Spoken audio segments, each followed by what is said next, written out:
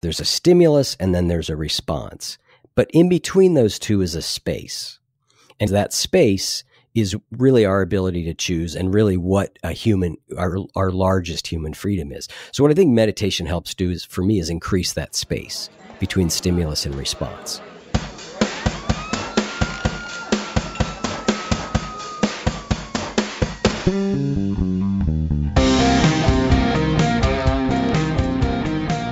Hey team, we've got another great episode coming your way, but before we get into it, I have a quick ask for you.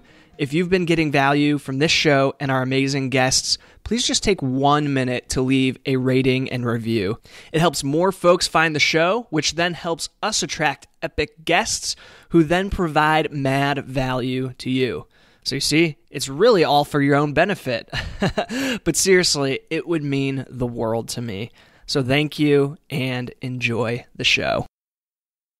Hi there, friends. Welcome to the Millennial Mastermind Podcast, the show for entrepreneurial millennials looking for the tools, tactics, and inspiration to turn your dreams into reality. Today, I have the great honor of welcoming Eric Zimmer to the Mastermind. Eric is a dad, serial entrepreneur, podcast host, behavior coach, and author. He hosts the award-winning podcast, The One You Feed, which has over 260 episodes and more than 10 million downloads. The show features conversations with experts across many fields of study about how to create a life worth living. In addition to hosting the podcast, Eric has worked as a behavior coach for over 20 years. Eric Zimmer, welcome to the podcast, my friend. Hi, Brad. Thanks for having me on. Absolutely, and I appreciate your patience as we spent 20 minutes leading up to this wrestling with technology. I'm familiar. It happens when I've got guests on too. It just doesn't always work right. No problem. Yeah, I think all podcast hosts know the benefits of the technological world we live in today, and also some of the pitfalls when things don't go quite according to plan. Yep, 100%. Well, I'm really looking forward to connecting with you today because I'm a big fan of your show and just really interested in digging into your journey a bit here. So if you wouldn't mind, I would love if we would just start off by digging into your journey a little bit earlier on pre-podcast. Why did you become a behavior coach back over 20 years ago? Well, I sort of for lack of a better word, was kind of forced into it. I'm a recovering alcoholic and heroin addict. And so when I got sober, part of recovery is helping other people to do the same thing. And so, I just started doing that early on. I mean, a long time ago. And, I didn't call myself a behavior coach at that point, right? I was helping other people to recover, but that's what recovery from alcohol or addiction is, right? It's a modification of behavior. So I realized I had been doing it a long, long time. Now I started as a paid coach more like 4 years ago. I had a couple listeners of the show say, "Hey, do you do that kind of stuff?" And I said, "No, not really." And then, a couple more people encouraged me to try it. So I said, "Okay, I'll try it." And as soon as I started doing it, I immediately was like, "Oh, I've done this hundreds of times." Right? Like I totally get how this process works. I understand it. I think I have some sort of just basic, it just comes easy to me. I think the ability to hear other people, understand what they're really saying, hear kind of where their blocks are, where their defenses are, and come up with strategies to help them get past that. So I started simply as a way to help keep myself sober many, many years ago. Very interesting. And I'm sure we'll dig into some of those specific strategies and tactics that you've learned over the years. But let's talk about the podcast then. So when did that come about and what was the inspiration to launch a podcast? Yeah. So, as part of my earlier entrepreneurial journey, I've been in startup companies since I was 24, 25 years ago, and that was quite a while ago.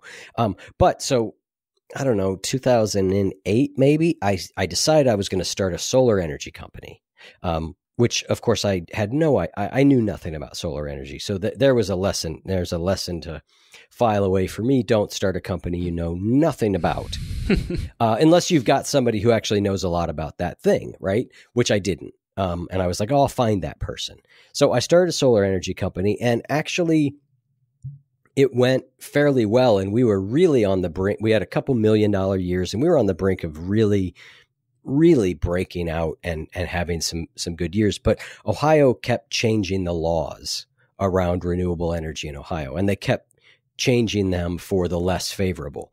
And so, we developed really large solar projects. And so basically a lot of what we did was bring investors into the table that could take advantage of tax benefits,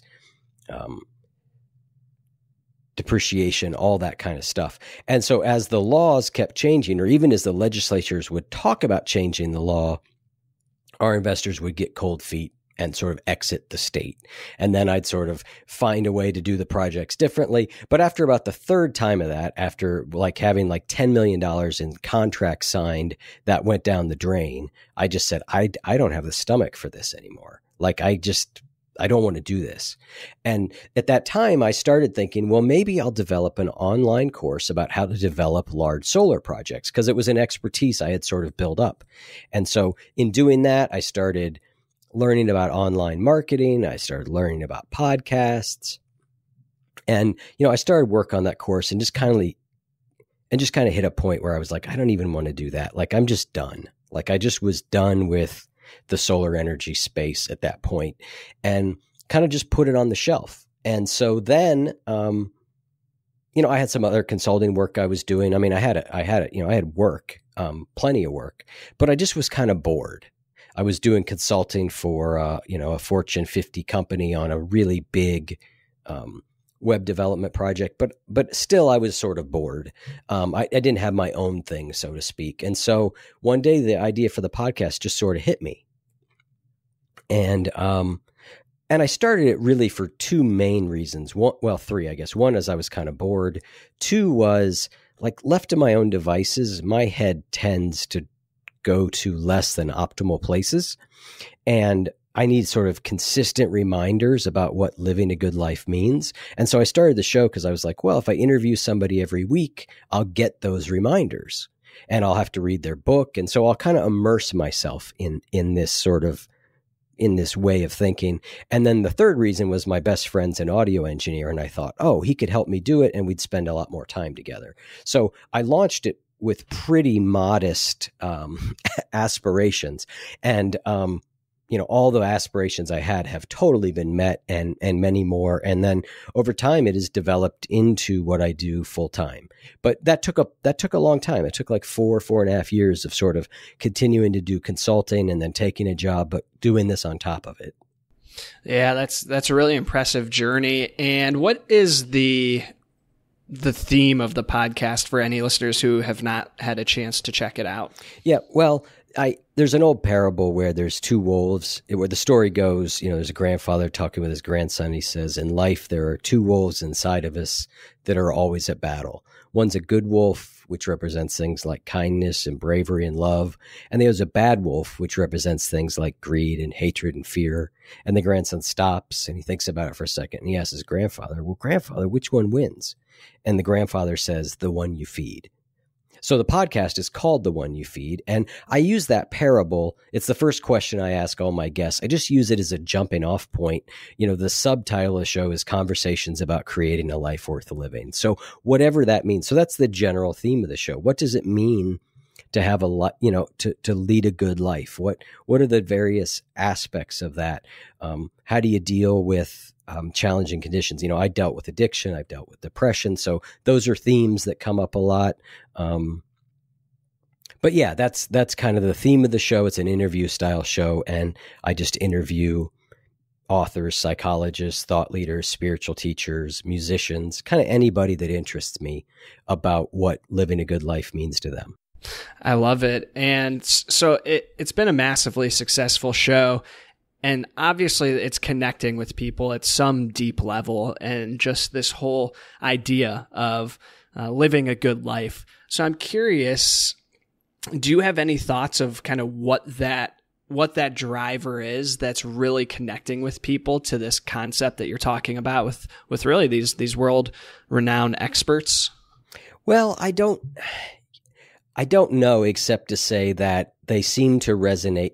Our listeners seem to resonate to me, and my view of the world, and the struggles that I've shared and the things that I've learned.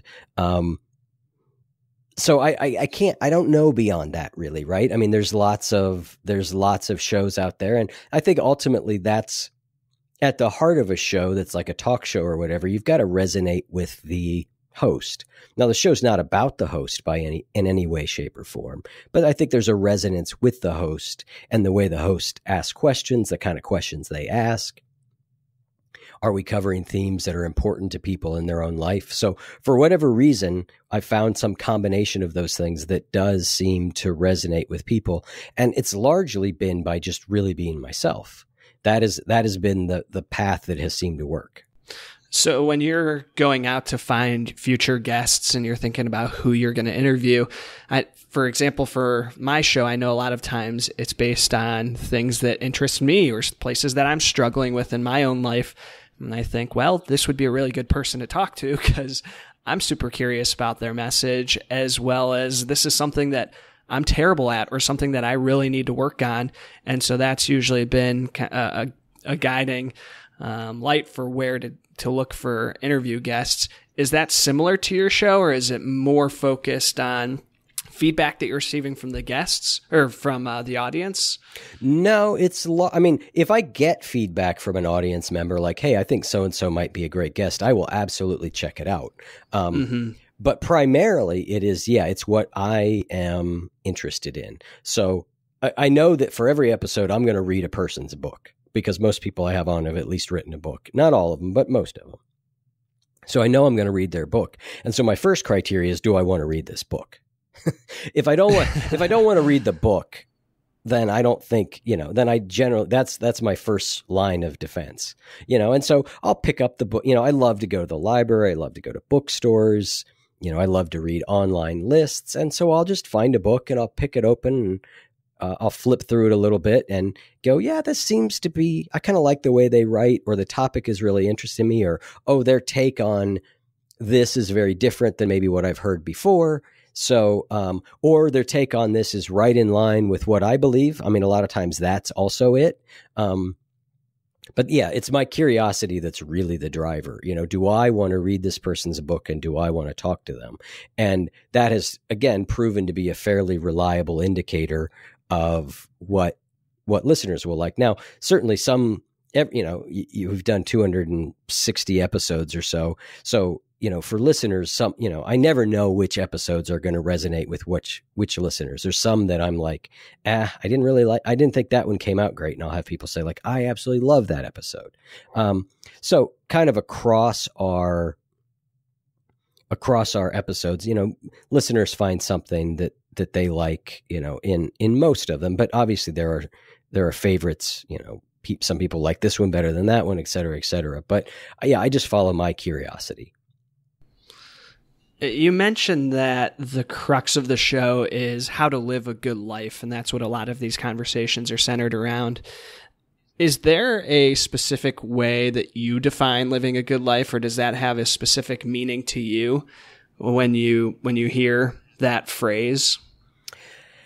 Well, that's a big question. We could go for another hour just answering that question if you want. Yeah, I don't know that I can define it, right? I like the phrase living a good life better than being successful or, because I think that what a good life is, it's different for different people. Now, there seem to be some common elements that seem to show up in people who say, yes, I really like my life. There are some common elements, right?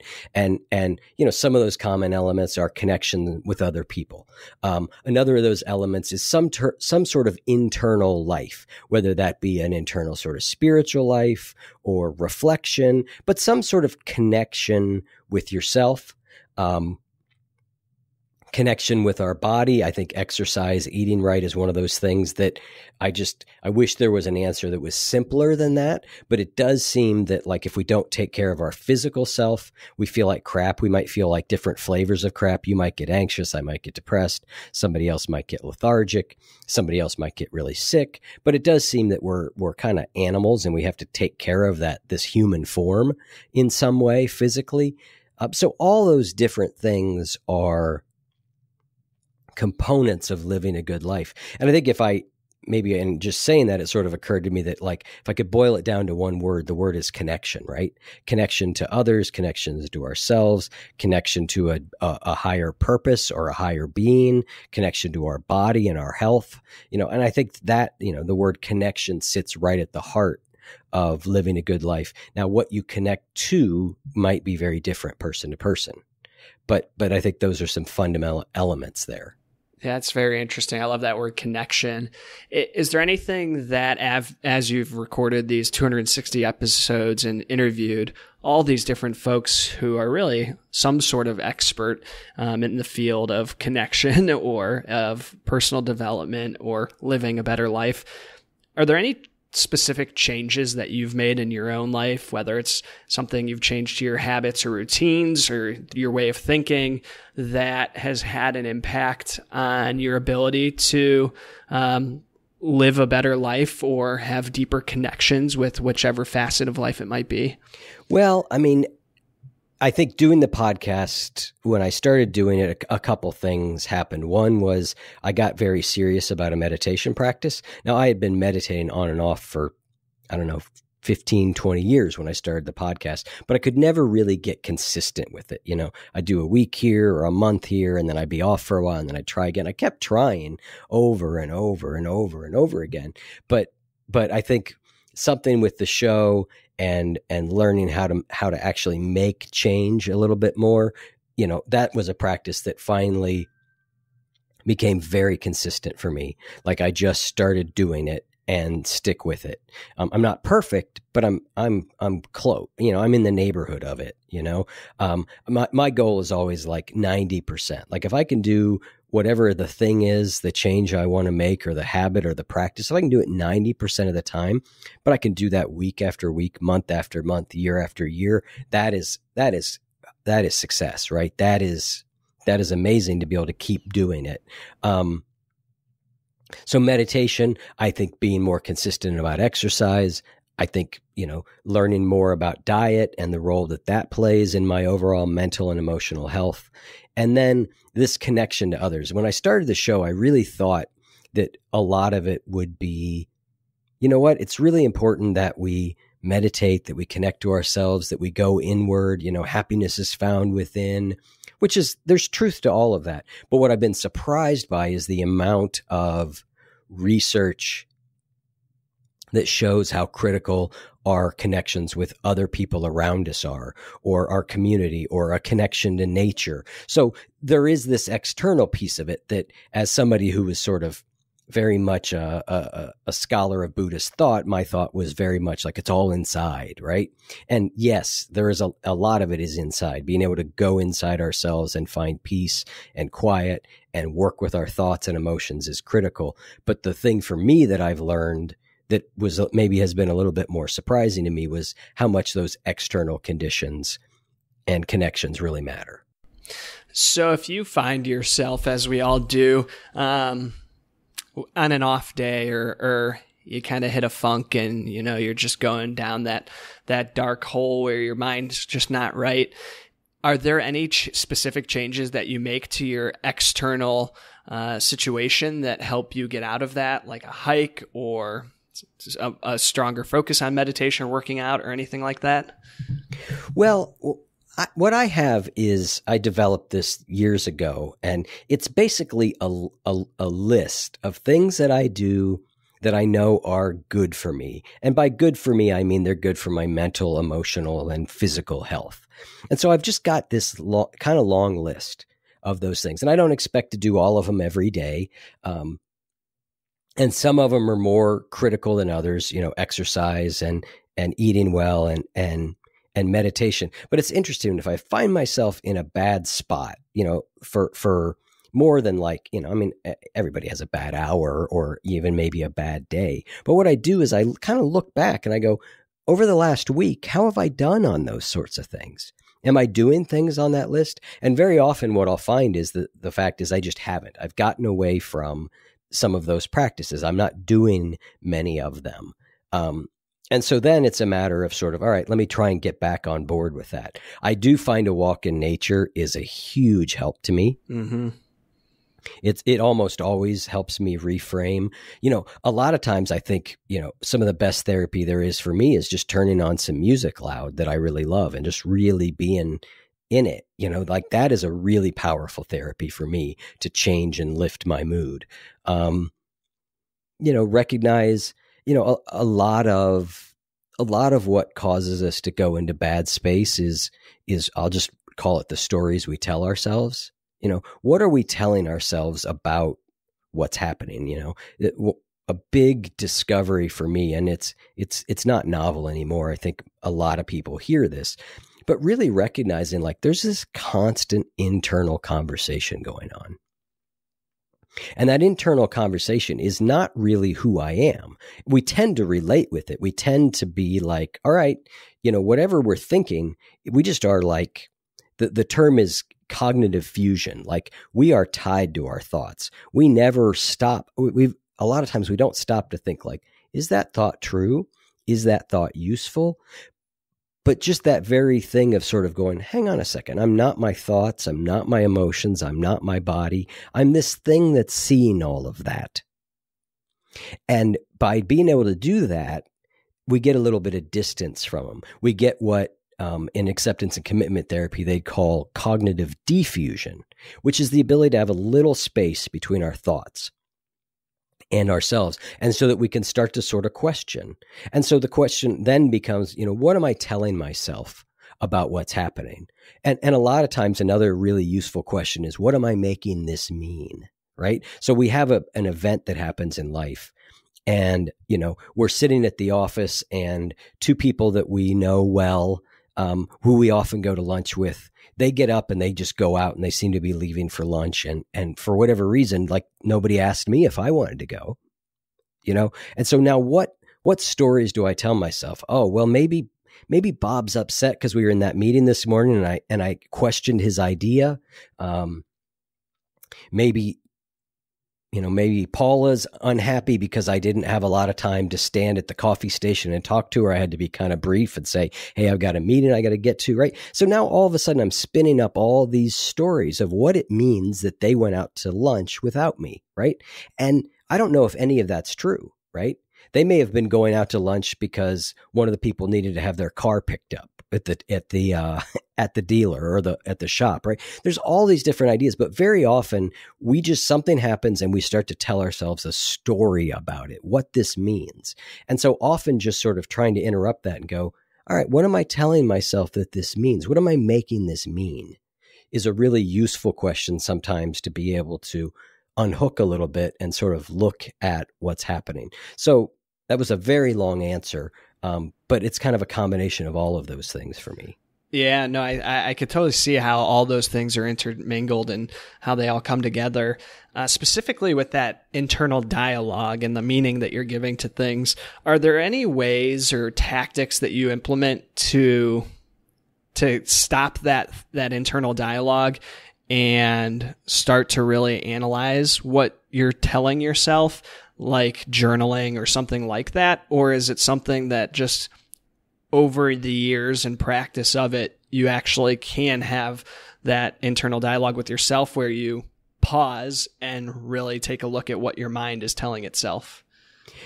Yeah, I mean, I think first the internal dialogue is not going to, by and large, stop, right? And a lot of us think that's what meditation should do. We should meditate and all of a sudden it should be completely quiet and our mind not think, which is, again, you can achieve some concentrated states in meditation where all that sort of drops down and there's less of it, right? But your brain sort of secretes thoughts like certain glands secrete chemicals, right? That's what a brain does. It thinks. That's what our brains do.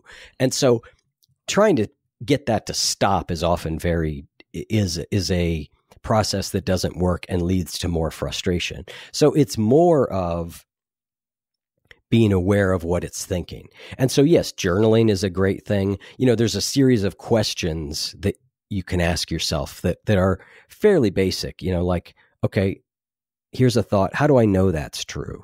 Or, first is that true? Secondly is, how do I know that's true? Do I know for sure that that's true? what do I do and how do I act when I believe that's true? These are all ways of sort of holding that thought out in front of us and sort of turning it around and looking at it from different angles. So that's a really useful practice, is just to sort of sit there and question your thoughts in a curious way. All right, what am I thinking? How do I know that's true? Journaling is a great one. Meditation is a practice that will help develop that skill. It won't right away. Like if you've never meditated and you're like, all right, I'm having all kinds of crazy thoughts, I'm really anxious, I'm going to sit down and meditate. That's probably not going to work if it's not something you've done before, right? Yeah. So on that point with meditation, I know you mentioned that it's something that you've done over the years, on and off, but now you've gotten better at doing it on a more regular practice. Mm-hmm. What are the benefits, or have you noticed a difference in how that practice has evolved based on doing it more regularly? Has it helped in that ability to have that conversation like you just mentioned because of the more regular approach to it? Yeah, I think it gives a host of benefits, right? One is that a lot of meditation, not all of it, but a lot of it is some variation on, all right, I'm going to pay attention to an object, whether that's my breath or a word or a sound, and I'm going to pay attention to that object. And then when my mind wanders, I'm just going to bring it back to that object. That's essentially a lot of meditative practices, is doing that exact thing, right? And that very act in itself is hugely helpful because that's concentration. So one of the things that meditation will develop is just better concentration. And who could not use better concentration in all aspects of life? So from a very practical perspective, I think meditation really helps with that. The other thing that I think meditation does do and has done for me is there's an old Viktor Frankl line. He's a guy who wrote Man's Search for Meaning, which is an incredible book. He was in, for those of, a lot of people are aware of him, but if you're not, he was a Holocaust survivor. He was in a concentration camp for a long time. And Man's Search for Meaning is his book about that experience. But ultimately what he points to is that he calls it the last of the human freedoms. And that's our ability to choose how we're going to react to something. But the key to that is, he says that there is, there's a stimulus and then there's a response. But in between those two is a space.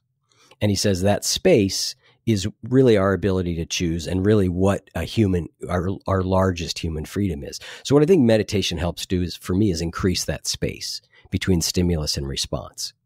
It gives me I get a little bit more practiced at just, this happens and I react, right? There's a little bit, that space increases. And I think meditation really helps with that. There's lots of different types of meditation, and they give different benefits. Some types of meditation, a mindfulness type meditation, can just help you to be more present in your day-to-day life, just to actually be more where you are, which actually tends to help calm our nervous system, to actually be a little bit more present. So I think it gives lots of different benefits. You're not going to meditate 15 minutes a day and your life's going to change overnight, right? Like this is a practice, and it gives results slowly, but I find them to be very tangible results. And now, after having done it for a while, very consistently, I also find that the practice itself is by and large relaxing for me. Now, it was not that way for a long time. And it's part of the reason I kept starting and stopping meditation. I'd hear people say things like, oh, I just love to meditate. I'm so blissful when I meditate. It's so peaceful. And I was like, are you kidding me? When I sit down to meditate, it's like the circus came to town, right? Like, that is not my experience at all, right? And so, but after having now done it consistently for 4 or 5 years now, my meditation practice is generally much more enjoyable. But it's not all the time. There's times I still sit down and all I do is think for 20 minutes or 30 minutes. But more and more, that practice, I do it and it sort of recenters me. And I do feel better when I'm doing it and afterwards. But that is not a prerequisite to do it. So many people don't meditate because they say, like, I can't do it. I can't meditate. I've tried. I can't do it. Right. And what they mean by that is I can't stop thinking, or I can't really relax, or I feel restless the whole time, or I keep thinking like I want this to stop, or all of which is extraordinarily common and doesn't mean that you're not doing it. It just, for me, it was important just to hit a point where I went, you know what? The only thing that matters is I sit down and do it. It doesn't matter if I sit there for 15 minutes and I just, think about murdering people for 15 minutes. Like, I still sat down and tried. Or if I sit down for 15 minutes and I have some periods of peace. Either way, it's just sit down, do it. Sit down, do it. Consistently do it. And it's a skill. Like anything else, you get better at it. You are training your brain to operate in a different way than it normally operates.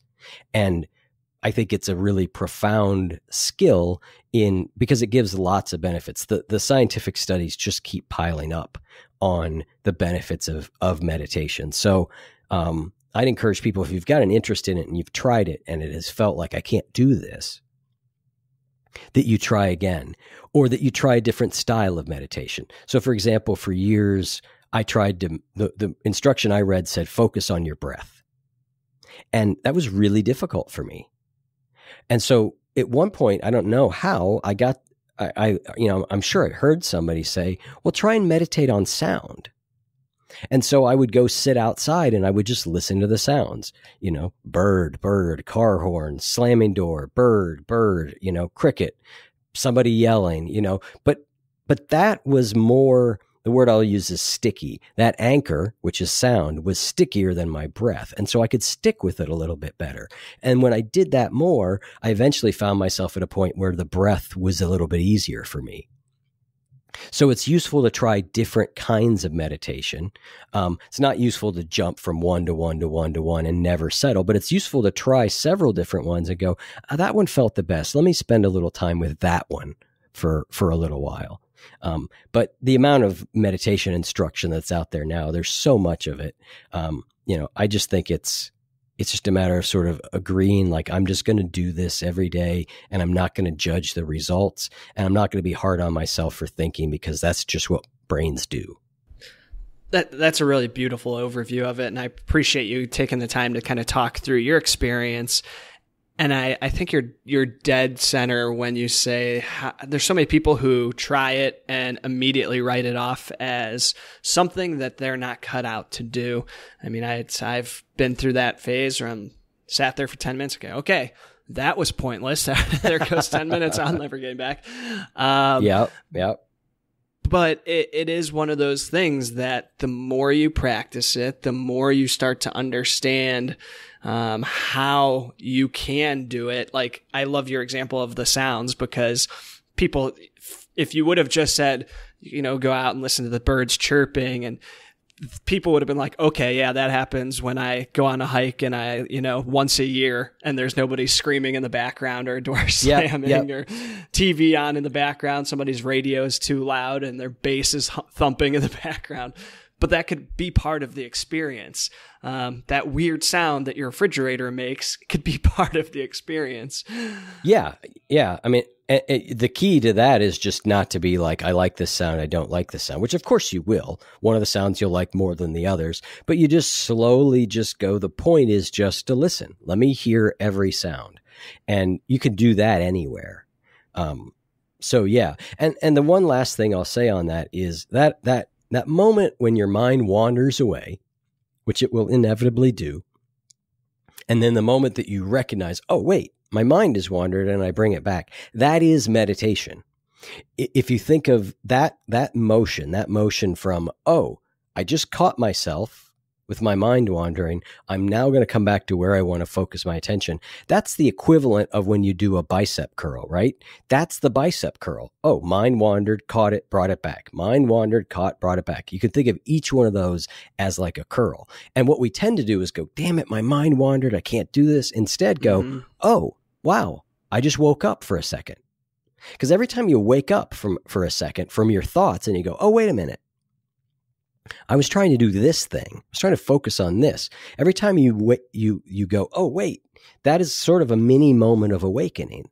And then you just come back to the other thing. And so you can almost celebrate the moments that you catch that instead of lamenting that your mind wandered off. Oh, I caught it, and then I bring it back. That is the exercise. And so if you have to do that 100 times in 15 minutes, that's okay, because each one of those times is like a rep. It's like a curl or it's a push-up. That is the exercise.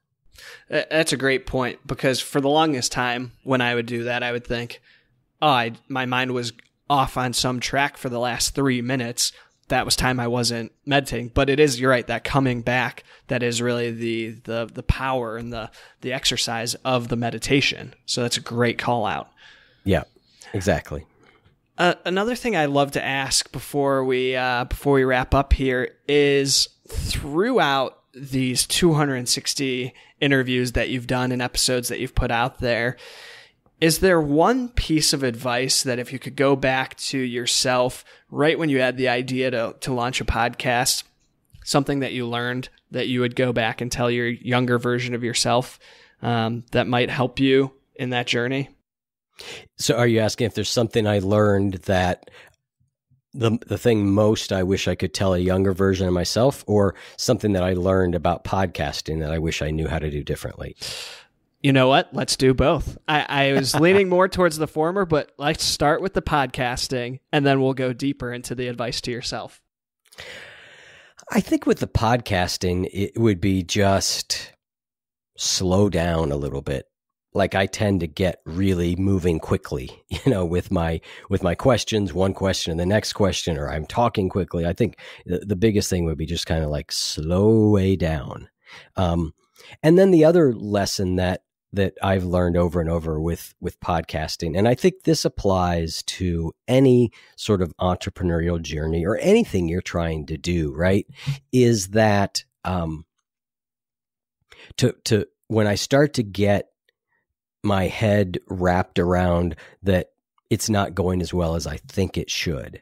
So, for example, I don't have, boy, the show's not growing the way I like it would, or boy, that show has so many more downloads, or that show got featured on Apple, or all those sorts of things that can send you into a little bit of a spiral. And every entrepreneurial endeavor has their own variation on those things, right? And for me, the thing I would tell my younger podcasting self, although I feel like I learned it relatively early and I have to relearn it over and over and over and over again, is just go back to the work. Just go back to what you can control. The outcome of things we cannot control. And the more time we obsess on what the outcome is, the more time we spend looking at that and going, it's not what I wanted, this didn't work out. That's all energy that's being drained away from us. We're much better to take all the energy we have and put it into the work. If we put the energy into the work, I'm a firm believer that over time, good things will happen. Now, it doesn't mean that you'll succeed at the thing that you think you're going to succeed at necessarily.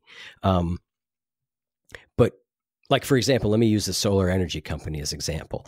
I did a lot of good work there and it failed. But one of the things that did for me was I built that company while I had another job. And what I learned and the skill that got trained in me in that was the skill of, oh, you know what? I can work a full-time job and I can put in the work on top of it. It was a muscle I built. It was a muscle I built to be able to just do work. Get back to the work, get back to the work, get back to the work. And so that paid off very handsomely when it came time to start the podcast. Oh, I've got a full-time job. I want to do this thing, but now I have a muscle built that allows me to do to do both those things. And so I think that would be the message to my younger self and my current self, as to be honest, is keep focusing on what you can control. Keep focusing on the tasks that are in front of you. Keep focusing on doing a good podcast, getting good guests, doing better interviews. keep coming back to the work itself. And of course, we're human. We're going to watch the results, and the results do matter, but we can't control those. And the more time we are focused there, it drains energy that could be better put into controlling what we can. I love it. So, Eric, this has been a beautiful conversation, and I appreciate everything that you've shared here today. I'm sure people are going to be interested in checking out more about your podcast, and they could obviously look that up wherever they're listening to this podcast, assuming it's not my website, but any podcast player. But is there anywhere else you would point people to find out more about you or about the show, the One You Feed? Yeah, I mean, the show is at oneyoufeed.net, and you can get links to all the episodes are there. I've got a reading list, a bunch of other stuff. And if you're interested in the behavior coaching work that I do, and I do work with a lot of people who are entrepreneurs who are starting a business on, how to do the work. We didn't really get a chance to talk about it, but I was part of like 4 software startup companies before that. So I've got a long history of that kind of stuff. So my behavioral coaching can be very much behavioral. I also work with people who are starting businesses, and you can go to ericzimmer.coach to learn about that. And I've got a video out there that I just produced not too long ago that sort of has my number one technique that I work with people on changing behavior, and it's out there and it's free, and people can find it at ericzimmer.coach. Very cool. We'll have that all linked up in the show notes. Eric, thank you very much. Thank you for the technological struggles, rescheduling a couple of times, being very patient. So I appreciate everything you shared here today and everything that you're putting out in the world. A lot of great content. So much appreciated. Yeah, thanks, Brad. I really enjoyed this conversation. You're a good interviewer. Thank you. That's high praise coming from you. Much appreciated.